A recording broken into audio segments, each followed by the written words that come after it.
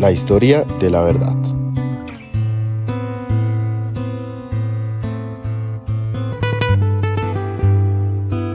Hola a todos. ¿Cómo están? Bienvenidos a un nuevo episodio de este gigante, espectacular, increíble, extraordinario programa que se llama La historia de la verdad. Nosotros somos el ínclito Juan Felipe Daza Y Saray Caballero. y hoy llegamos al último episodio de este podcast. Durante todo este semestre hemos vuelto una y otra vez a la misma pregunta: ¿qué es la verdad? ¿Y desde dónde la buscamos? Hemos hablado de teología, de filosofía y de ciencia, y hemos visto que la verdad no es algo fijo, sino una búsqueda que cambia con la historia y con la forma en que el ser humano intenta entender el mundo. Hoy queremos cerrar este recorrido reflexionando sobre un momento clave, cuando la razón y la ciencia empiezan a ocupar el centro, y preguntarnos desde nuestra postura como cristianos, ¿qué pasa cuando la verdad se separa poco a poco de Dios? Así es, Saray. Y para empezar, hablemos de René Descartes, este gran filósofo. Descartes vive en una época de crisis del conocimiento. Ya no se confía en la tradición, ni en lo que él siempre se creyó verdadero. Por eso propone algo radical: dudar de todo. Él mismo lo dice en el discurso del método: rechacé como absolutamente falso todo aquello en lo que pudiera imaginar la menor duda. Pero en medio de esa duda aparece una verdad imposible de negar. Eso es lo que dice René Descartes. Mientras quería pensar que todo era falso, fue necesario que yo, que lo pensaba, existiera. Y de ahí nace el famoso pienso, luego existo. La certeza ya no viene de afuera, sino del sujeto que piensa. A nosotros, como cristianos, este punto nos genera una tensión clara. No porque pensar esté mal, sino porque la verdad empieza a depender casi totalmente del ser humano. Así es. Además, la Biblia nos lo propone desde otro punto de partida. Proverbios 3:5 dice: confía en el Señor con todo tu corazón y no te apoyes en tu propia prudencia. Así es, Saray.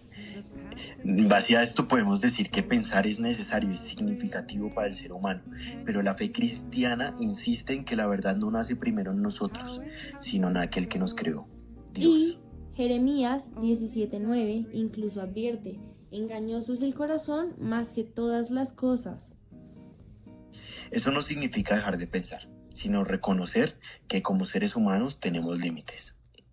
Además, Descartes se da cuenta que incluso las ideas claras podrían engañar. Por eso introduce a Dios como garante de la verdad. Es por esto que René afirma que las cosas que conocemos clara y distintamente son verdaderas, porque Dios existe y no es engañador. Así es, y quiero que tengamos en cuenta que aquí Dios sigue presente, pero principalmente como un soporte racional, por así decirlo. Desde nuestra fe creemos que Dios no solo garantiza la verdad.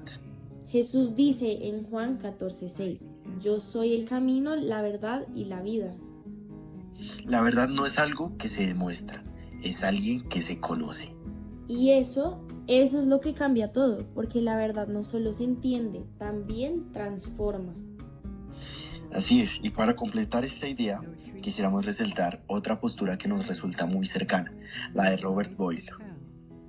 En The Christian Virtuoso, Boyle afirma: la filosofía experimental bien practicada no debilita la fe cristiana, sino que la fortalece. Para él, estudiar la naturaleza es estudiar la obra del Creador. Y esto se conecta directamente con lo que dice Romanos 1:20: lo invisible de Dios se hace claramente visible por medio de las cosas creadas. Y asimismo, esto se puede conectar con el Salmo 19:1, que dice: los cielos cuentan la gloria de Dios. La ciencia, cuando se vive con humildad, no reemplaza la fe, sino que la amplía. Esto también se ve claramente en uno de los grandes personajes de la historia, como lo es Newton, como vimos en el video del curso. Newton no veía el orden matemático del universo como algo casual, sino como evidencia de una mente racional creadora. Esto se relaciona directamente con lo que se plasma en 1 Corintios 14:33. Dios no es Dios de confusión, sino un Dios de orden. Y es este orden que hace posible el descubrimiento de la ciencia, no una que elimina a Dios, sino una ciencia que habla del Creador. Así es, y para esto es importante también hablar de la ilustración y la razón autónoma. Pero con la ilustración ocurre un quiebre importante. Y nuestro amado, estimado profesor Mauricio Nieto explica que la ciencia newtoniana consolida una idea de la verdad universal, autónoma y progresivamente desligada de Dios. La razón empieza a funcionar sola. Ya no necesita a Dios para explicar el mundo. Pero aquí viene nuestra perspectiva. Como cristianos, sentimos una tensión profunda, no porque la razón sea mala, sino porque se presenta como suficiente. Y lo que la Biblia plantea, un poco en contraste a esto, es lo que dice 1 Corintios 8:1, y lo advierte claramente. El conocimiento envanece, pero el amor edifica. Y para complementar, Proverbios 1:7 nos recuerda que el temor del Señor es el principio de la sabiduría. Entonces, con esto podemos decir que la razón responde muy bien al cómo. Pero la fe responde al para qué.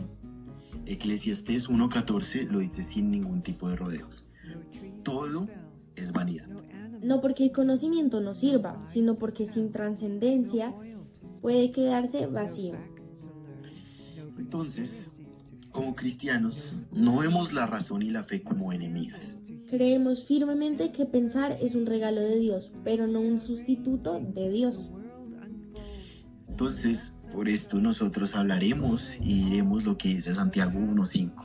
Si alguno tiene falta de sabiduría, pídala a Dios. Porque la verdad no solo se entiende, esta se vive. Así es.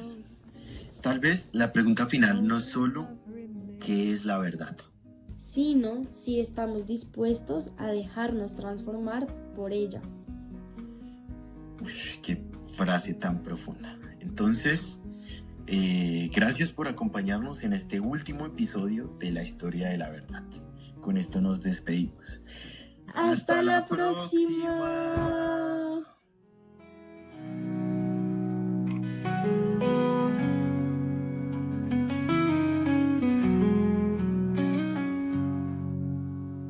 The wise of old could not believe that God would come and flesh would weave to wear our dust, to walk our ground, and let his heart be pierced and bound. They called it shame, they called it loss, but this is the wisdom of the cross. Foolish to the proud, but life to the meek. Strength in